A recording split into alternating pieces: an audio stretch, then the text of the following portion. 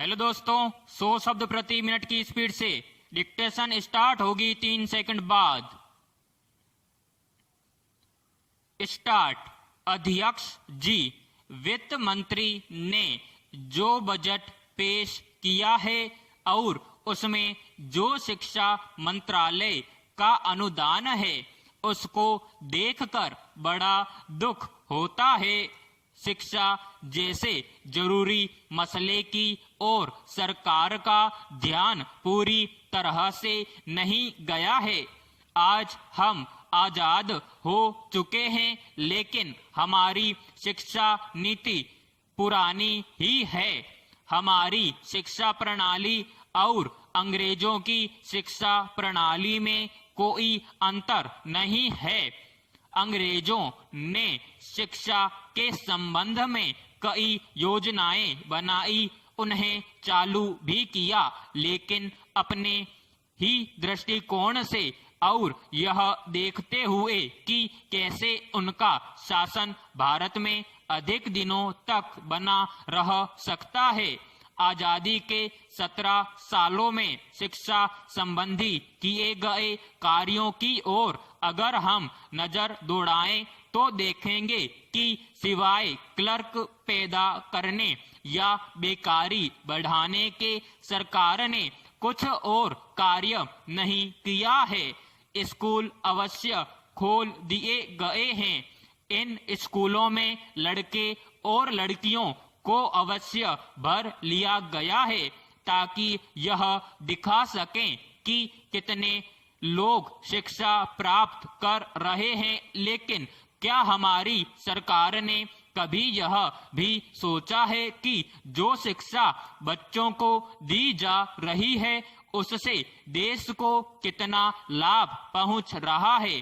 वास्तविक दोष शिक्षा प्रणाली में है। स्कूल और कॉलेज खोल देने से और उनमें बच्चों को भर लेने से यह न समझा जाए कि वे शिक्षित हो गए। यदि परीक्षा पास भी कर ली तो भी वे नौकरी के लिए दर दर घूमते हैं, लेकिन नौकरी नहीं मिलती।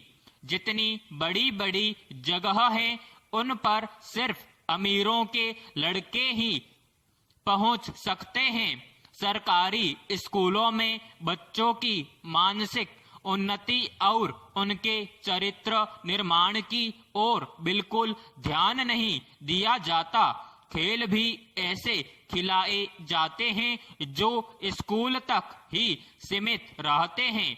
सरकार इसकी जिम्मेदारी शिक्षकों पर डालती है और कहा जाता है कि मास्टर अपनी जिम्मेदारी को नहीं समझते हैं, केवल अपनी ही पढ़ाई और अपने दूसरे कार्यों में व्यस्त रहते हैं। पैराग्राफ।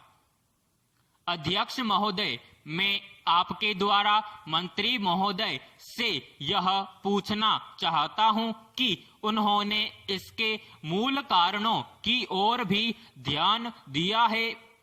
क्या उन्होंने कभी यह सोचा है कि शिक्षक अपना तथा अपने बाल बच्चों का पेट कैसे भरते हैं? कई ऐसे राज्य भी हैं जहां शिक्षकों को वेतन वहां के मजदूर से भी कम मिलता है। कितने खेद की बात है कि एक मास्टर जो देश की किस्मत बनाता है वह इतनी गरीबी में अपनी जिंदगी बिताए। आप दुनिया के किसी भी मुल्क में चले जाएं, आप देखेंगे कि वहां शिक्षकों को सबसे ऊंचा स्थान प्राप्त है। इसलिए अंत में मेरा मंत्री महोदय से निवेदन है कि वह इस गरीब देश के निर्माताओं की ओर भी एक अच्छी नजर रखें। देश इससे पनपेगा, आगे बढ़ेगा। अगर हमने इस ओर ध्यान न दिया या कम ध्यान दिया तो वह दिन भी दूर नहीं जब आप जल्दी ही देख सकेंगे कि देश का विकास बिल्कुल ही रुक गया है। विराम समाप्त।